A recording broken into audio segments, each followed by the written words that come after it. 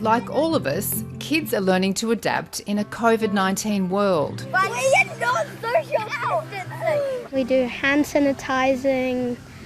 We do some social distancing just to keep safe. We don't have great assemblies. We have to stay in our years. Cough in my arm at all times. We wash our hands 5 times a day. Our morning Monday meetings are digital. Scissors, paper, rock. But in the United States, with so much coronavirus still circulating, doctors are warning these measures aren't enough. And they say children need to be vaccinated to help stop the spread. We know that when we want to get to herd immunity, and a large enough segment of the population vaccinated, that's got to include young adults and teenagers and also children, because even though they're not the ones most directly affected, they're not high rates of death, we know that they can spread the virus. Dr. Van Cherry is part of a global clinical trial to test the Pfizer vaccine in 2,000 children aged 12 to 15 years old. 15-year-old Nick Haynes is one of the volunteers. I did it just because I know my mom had been bugging me about it. And also I thought it would be really cool to be one of the only kids in the world to get the vaccine, or potentially get the vaccine. Here is what we're going to be talking about today. Nick's 17-year-old brother Patrick is also enrolled in a trial of the same vaccine for older children. It was just kind of cool to be in a study helping people get the vaccine and ending the pandemic. Their mother, Dr. Monica Haynes, is a paediatrician.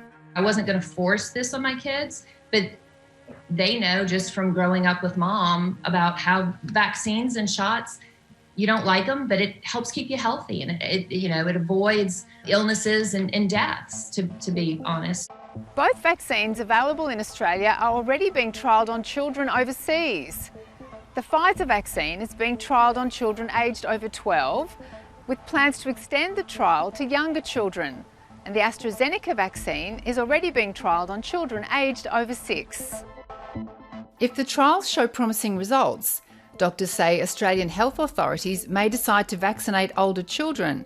Currently, children under 18 are not part of the rollout plan. As we move to having a large majority of adults immunised, say by around October here in Australia, we'll be looking next to where we can make more gains in stopping spread of the virus, and immunising, say particularly teenagers in the first instance, could well be a critical next step.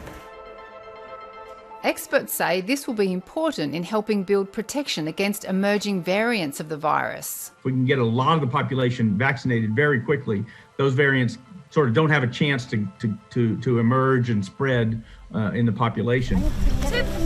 Many kids are happy to play their part. I think vaccines are for the greater good, and they stop not just me getting sick, but also the people around me. I don't like sharp doctor things at all, but once it's done, I feel a bit safer. It's kind of scary because it hurts, but of course you got to do what you got to do to get rid of coronavirus, really.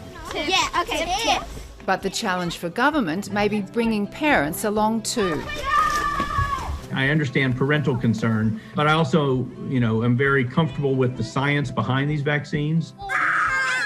Australia has a very high immunisation rate in children at about 95%, and health experts say they'd expect a similar take-up of COVID vaccines for children if the trials prove they're safe and effective.